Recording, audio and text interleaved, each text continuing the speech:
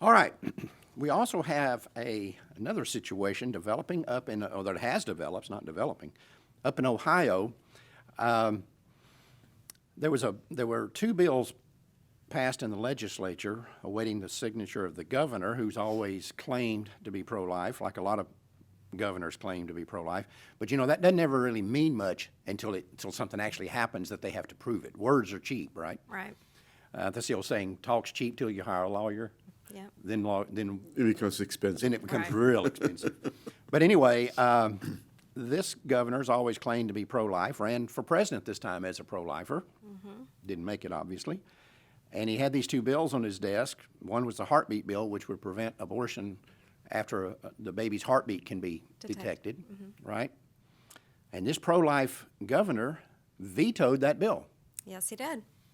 Now, one of my good friends up there, who I've known for many, many years and have been a big admirer of, actually, and she was kind of the moving force behind this bill and has been for many, many years. And she joins us now from Ohio. Hello, Janet. Hey there, Mark. That's the first time I heard that you ever admired me. This is worth coming on the show just to hear that. Well, I have to keep up appearances. I mean, don't put it in the bank yet, okay? I'd like a copy of this Don't filming. get a big head. Yeah, right. Yeah, don't get it with a big head. No, I do admire you, Janet, because Thank you. You and I have had many, many hours of conversations, and a lot of them over the phone when things go bad, things go good. And like I've told you before, things are never as bad as they seem, and they're never as good as they seem. You have to kind of take that middle ground. But anyway, what happened here, Janet? Well, as you know, we've been working for the last 6 years to get the heartbeat bill through. The way Dr. Wilkie described the bill is that if a heartbeat's detected, the baby's protected. That's it. It would move the line from viability, where the courts currently allow states to protect unborn children, all the way down to heartbeat, which is inches away from our goal of conception. And we've gotten it through the House a couple of times, and this last time it was beginning of last year, but the Senate has been the holdout. Such a holdout that we've actually, in the last 3 election cycles, run candidates against them. In fact, I ran against the incoming president of the Senate. I was told by a senator that we cost them over $1 million to malign me on every station.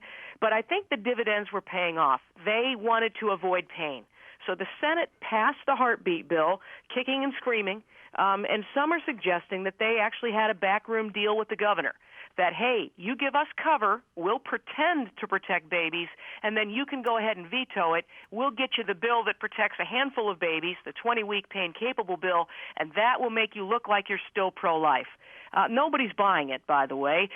National leaders such as Dr. James Dobson have called it shameful. Others have come out and said this is absolutely reprehensible, what has happened. He basically said, I'll sign the bill that'll protect 125 babies and veto the bill that will protect 20,000 babies whose heartbeats can be heard. I hate to bring up a sore subject, but Ohio Right to Life also, in their minds, vetoed this bill.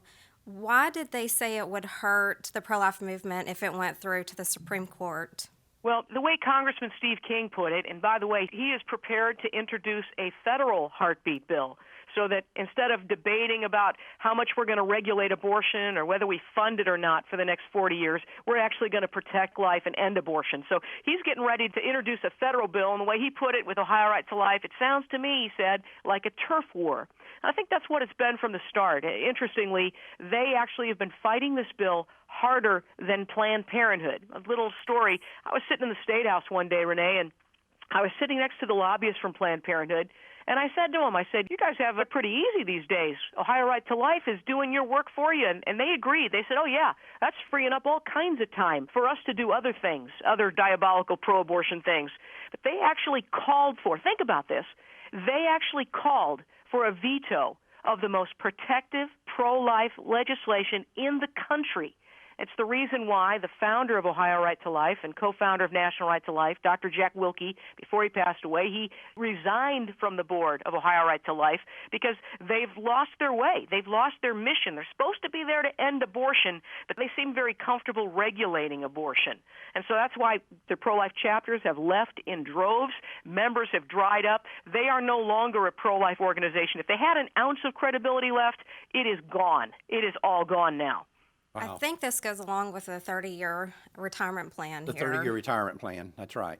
It's exactly. Yeah. Janet, let me ask you a question about this override. Do you need both the House and the Senate? We do, and I want to tell you how much I appreciate you being among the national leaders who came down and testified. I had you singing there at the State House. We were worshiping God. We ushered him in, and you were there as part of the Black for Life press conference. We had so many press conferences. We had the blacks, the pastors, we had the post-abortive women, we had kids for the heartbeat bill. We had everything you can imagine in the last 6 years, and now, it's going to take both the House and the Senate. So here's the deal. If the Speaker calls for the veto override, then what that does is it puts the Senate on the spot. If they had a backroom deal, well, we're about to find out about it. Because if they really do want to protect babies, then they're going to vote to override their buddy, John Kasich. That was the reason why I asked the question. If, in fact, there was a backroom deal with the Senate, then what is the likelihood that those guys will now override the governor?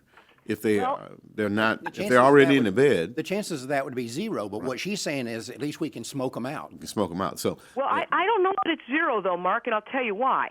Because I think the only thing that Keith Faber, the president of the Senate, cares more than his loyalty to Governor Kasich is his own political career.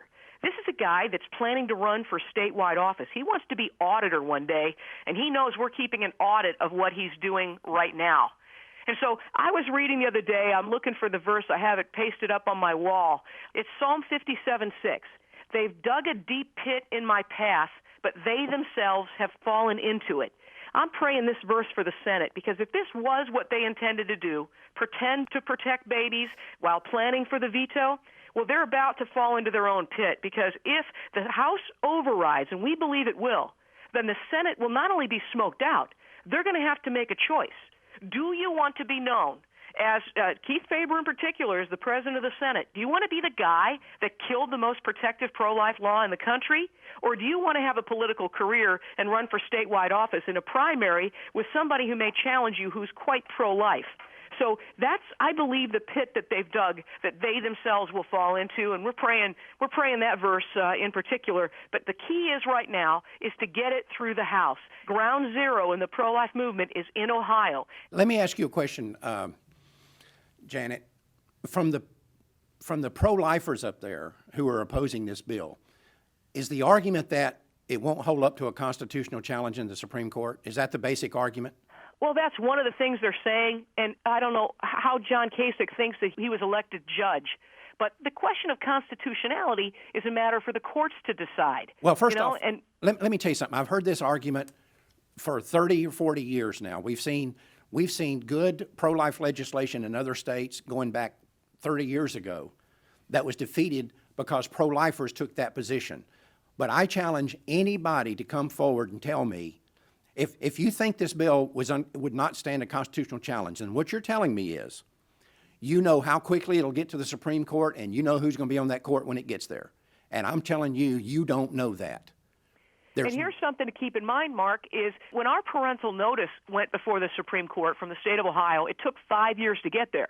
So in 5 years' time, Ruth Bader Ginsburg's going to be 89 years old. Breyer, Kennedy, in their 80s, in addition to the Scalia appointment that we know President-elect Trump is going to fill with a pro-lifer. Right. So we know that the court is only going to get better and better, and we believe that by the time the heartbeat law reaches the Supreme Court, it will be welcomed with open arms. Here's something else. They're saying, in addition to the unconstitutionality, it's going to cost the taxpayers, which is also a blatant lie. Matt Staver from Liberty Counsel called the governor's office repeatedly and offered to defend our heartbeat law for free. So that's not true. They're also saying, this could hurt other pro-life laws. Let me read you what it says specifically, line 344 of the heartbeat bill. It says it is not to have the effect of repealing or limiting any other laws of this state.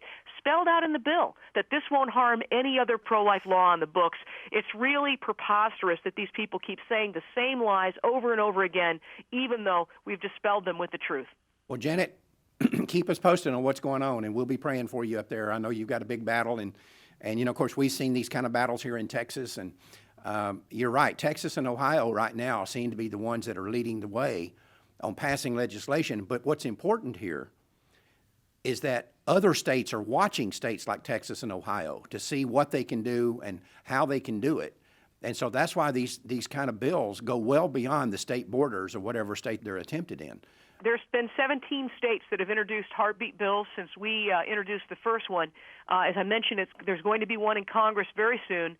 Now, they know Texas is bright red, but Ohio is more of a purple state, a swing state, and they say if Ohio can do it, certainly Alabama and a Mississippi and Right. North Dakota or South Dakota. I mean, all of these things are going to have an impact, as you said. And we've got just a short window, but we've never been closer to ending abortion than we are right now. Right. Well, thank you, Janet, for joining us. And Thank you sound you. like God bless you guys. You sound like you're energized as usual. So you go out there and get them, girl. Well, thank you All for right. being at the tip of the spear for us. Thank you. God bless you. Thanks, Janet.